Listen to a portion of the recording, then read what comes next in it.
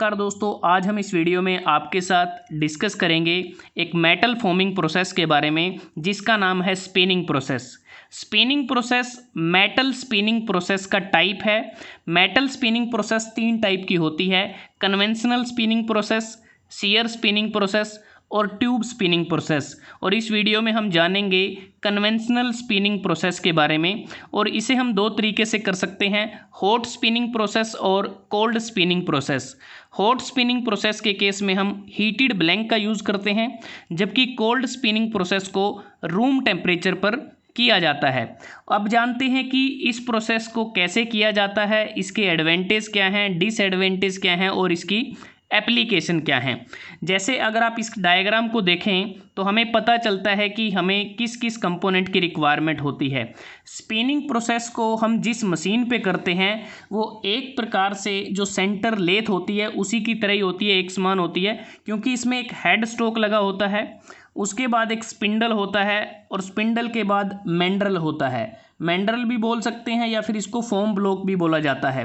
मैंड्रल की शेप वही शेप होती है जो हमारे डिज़ायर्ड प्रोडक्ट की शेप होती है। उसके बाद होता है सीट मेटल या फिर इसको ब्लैंक भी बोल देते हैं। हम ब्लैंक को शेप प्रदान करते हैं जो शेप मैंड्रल की होती है। उसके बाद यहाँ पर एक क्लैंप लगा है, उसके बाद टेल स्ट्रोक लगा है और ये एक रोलर टूल है। तो ये एक प्रकार से अरेंजमेंट होती है स्पिनिंग प्रोसेस के केस में। और इसमें जो वर्किंग है वो किस प्रकार से होती है। सबसे पहले अगर हम बात करें, जो हम प्रोसेस करते हैं उसमें जो शीट मेटल है उसको लोड किया जाता है एक प्रकार से। जो मैंड्रल है, मैंड्रल रोटेट करता है और जो शीट मेटल है इसको हम मैंड्रल के आगे रखते हैं और टेल स्ट्रोक के द्वारा हम क्लैंप की मदद से इसको यहाँ पर लोड किया जाता है। और जैसे ही मैंड्रल रोटेट करता है उसी प्रकार से जो सीट मेटल या ब्लैंक है वो भी रोटेट करना शुरू कर देती है। और यहाँ पर जो रोलर टूल लगा है इसकी मदद से हम ग्रेजुअली फोर्स को अप्लाई करते हैं, एक प्रकार से अगेंस्ट फोम ब्लॉक या मैंड्रल कह सकते हैं। इसको प्रेस किया जाता है, ग्रेजुअली फोर्स को अप्लाई किया जाता है धीरे धीरे, ताकि जो सीट मेटल या ब्लैंक है वो मैंड्रल की शेप ले सके। और इस प्रोसेस में जो मेटल होता है सीट मेटल का, उसमें प्लास्टिक फ्लो होता है और प्लास्टिक फ्लो होने के कारण ही हमारा जो ब्लैंक या सीट मेटल है वो मैंड्रल की या फोम ब्लॉक की जो शेप है उसको वो ले लेता है।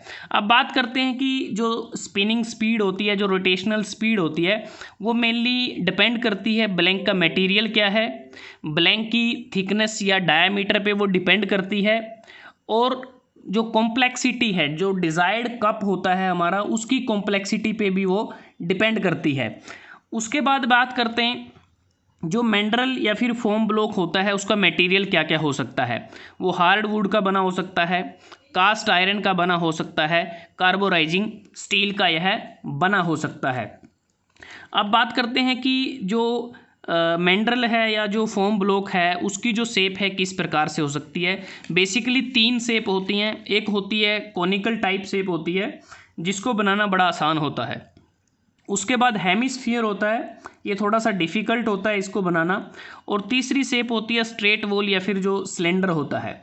इस केस में जो मेटल होता है उसमें जो स्ट्रेन है वो ज़्यादा होती है और ये एक प्रकार से कम इकोनॉमिकल होता है और ज़्यादा स्किल की इसमें ज़रूरत होती है जो ऑपरेटर इसको करता है उसके लिए। तो इस प्रकार से इसकी शेप हो सकती हैं। उसके बाद हम बात करते हैं जब हम वर्किंग करते हैं, जब स्पिनिंग प्रोसेस को किया जाता है तो उस समय हमें कुछ लुब्रिकेंट की आवश्यकता होती है। जो लुब्रिकेंट हैं वो हम सोप को यूज़ कर सकते हैं, बीज वैक्स को यूज़ कर सकते हैं, इनसीड ऑयल को यूज़ कर सकते हैं। इसका इस्तेमाल हम इसलिए करते हैं जब स्पिनिंग प्रोसेस की जाती है तो उस दौरान जो टूल होता है, रोलर टूल होता है, और जो हमारा जो ब्लैंक होता है उसके बीच में जो फ्रिक्शन है वो कम से कम फ्रिक्शन वहाँ पे प्रोड्यूस हो, इस चीज़ को ध्यान में रखा जाता है। दूसरी बात कि जब स्पिनिंग प्रोसेस को किया जाता है, जो स्पिनिंग फोर्सेस होते हैं जो रोलर टूल की मदद से अप्लाई किए जाते हैं, उसको हम हाइड्रोलिक मैकेनिज्म से भी कर सकते हैं, हैंड स्पिनिंग से भी उसको किया जा सकता है। जब हम हाइड्रोलिक मैकेनिज्म या फिर हैंड स्पिनिंग से करते हैं मैनुअली, तो उस केस में जो मैंड्रल है या फिर जो फोम ब्लॉक है वो हार्डर मटेरियल का बना होना चाहिए, जैसे chilled cast iron, hardened tool steel इत्यादि का वो बना हो। और जब हम ऑटोमेटिक स्पिनिंग मशीन का यूज़ करते हैं, ऑटोमेटिक स्पिनिंग मशीन वैसे तो हाइड्रोलिक पावर स्पिनिंग मशीन की तरह ही होती है, फ़र्क सिर्फ इतना होता है कि ऑटोमेटिक स्पिनिंग मशीन में हम ऑटोमेटिक कंट्रोल सिस्टम का यूज़ करते हैं, जो बेसिकली जो ऑपरेशन के सीक्वेंस हैं उसको बताता है, और साथ में एक प्रेशर अटैचमेंट प्रोवाइड की जाती है ताकि जो स्पिनिंग जो रोलर होते हैं उसको एग्जैक्टली कंट्रोल किया जा सके। ये थोड़ा सा फ़र्क रहता है। और जो ऑटोमेटिक स्पिनिंग मशीन होती हैं उसको हम लार्ज वॉल्यूम मैन्युफैक्चरिंग के केस में उसका हम यूज़ करते हैं। तो इस प्रकार से जो स्पिनिंग प्रोसेस है इसमें वर्किंग होती है। दूसरी बात कि जब इस प्रोसेस को किया जाता है उस दौरान जो हम हार्डवुड या फिर जो रोलर टाइप मेटालिक जो टूल हैं उसका इस्तेमाल करते हैं, इसको ग्रेजुअली इस पे अप्लाई किया जाता है फोर्स को। तो एक बार ब्लैंक की तरफ लेकर जाते हैं, एक तरफ क्या होता है कि हम मैंड्रल की तरफ लेके जाएंगे, एक बार फिर उसको वापस लेकर, मतलब कि फॉरवर्ड और बैकवर्ड हम इस पे फोर्स को अप्लाई करते रहते हैं। तो इसलिए कहा जाता है कि जब भी स्पिनिंग प्रोसेस की जाती है तो उस दौरान हमें ज़्यादा स्किल की आवश्यकता होती है, क्योंकि जब स्पिनिंग टूल को ब्लैंक पर फॉरवर्ड और बैकवर्ड मूव किया जाता है ताकि ब्लैंक पर कहीं पर भी थिनिंग सेक्शन ना बन पाए, इस चीज़ को ध्यान में रखा जाता है। तो इसको करने के लिए हमें हाईली स्किल्ड ऑपरेटर की आवश्यकता होती है। तो अब बात करते हैं कि इसकी एडवांटेज क्या हैं, डिसएडवांटेज क्या हैं। एडवांटेज की बात करें तो इस प्रोसेस के द्वारा हम अनलिमिटेड वैरायटी बना सकते हैं, सर्कुलर शेप की प्रोड्यूस की जा सकती हैं, मैनुअल स्पिनिंग से भी कर सकते हैं, ऑटोमेटिक स्पिनिंग से भी कर सकते हैं। दूसरी बात, जो फॉर्मिंग टूल हम यूज़ करते हैं उसकी कंस्ट्रक्शन सिंपल होती है, जो हार्डवुड से बने फॉर्म होते हैं उनकी कॉस्ट कम होती है। तो एक प्रकार से कम एक्सपेंसिव प्रोसेस है जिसके लिए हमें ज़्यादा इन्वेस्टमेंट की आवश्यकता नहीं होती। और जैसा हमने बात की, जो हार्डवुड फॉर्म होते हैं, फॉर्म ब्लॉक या मैंड्रल होते हैं, उसको बड़ी आसानी से फिर से उस पर रीवर्क किया जाता है ताकि उसको नई शेप भी हम दे सकते हैं। और इसमें जो पार्ट के साइज़ हैं वो तकरीबन 10 mm से 5 मीटर के डायामीटर तक वो वेरी कर सकते हैं, क्योंकि यहाँ जो डायग्राम आपके सामने अगर आप देखें तो यहाँ हमें क्लियर होता है कि स्टार्टिंग में हमारे ब्लैंक की जो शेप है वो किस प्रकार की होती है, और ये हमारे मैंड्रल की शेप होती है जो हमें चाहिए। तो धीरे धीरे फोर्सेस को ग्रेजुअली अप्लाई किया जाता है और फाइनली हमें वही शेप हमारे ब्लैंक के ऊपर मिल जाती है जो शेप हमने मैंड्रल को प्रदान की है। ये एक प्रकार से हमारा फाइनल प्रोडक्ट होता है। अगर हम बात करते हैं डिसएडवांटेज की, डिसएडवांटेज ये है इस प्रोसेस का कि इसमें हमें क्लोज टॉलरेंसेस नहीं मिलते।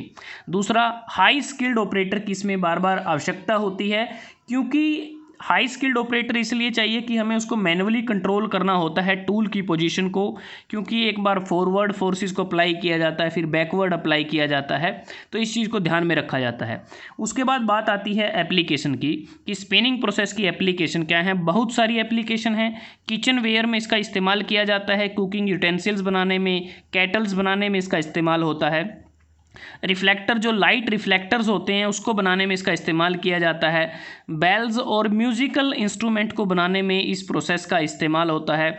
जो फनल बेसिस होते हैं जो हम डोमेस्टिक एप्लीकेशन में यूज़ करते हैं, जैसे मिक्सचर में होता है, लांटर्न में होता है, लैंप्स में होते हैं, इवन ऑटोमोबाइल पार्ट्स को बनाने में भी इसका इस्तेमाल होता है, एरोस्पेस पार्ट्स को बनाने में इसका इस्तेमाल होता है। तो यहाँ कुछ पार्ट्स आपके सामने आप देख सकते हैं कि रिफ्लेक्टर बनाए जा सकते हैं, फनल बनाई जा सकती हैं, होपर बनाए जा सकते हैं, बाउल बनाए जा सकते हैं। तो ये बहुत सारी एप्लीकेशन हैं जो हमारी डेली लाइफ में हम देखते हैं जो मेटल स्पिनिंग प्रोसेस के द्वारा बनाई जाती हैं।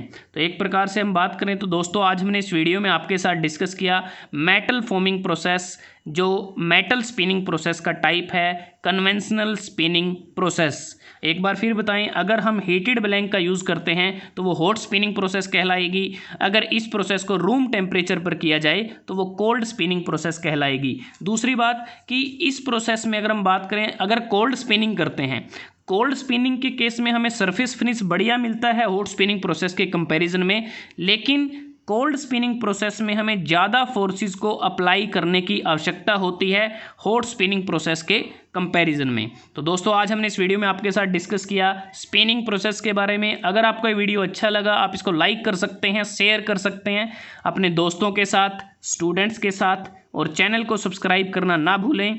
जल्दी हाजिर होते हैं एक नए वीडियो के साथ, तब तक के लिए धन्यवाद। आपका दिन शुभ रहे।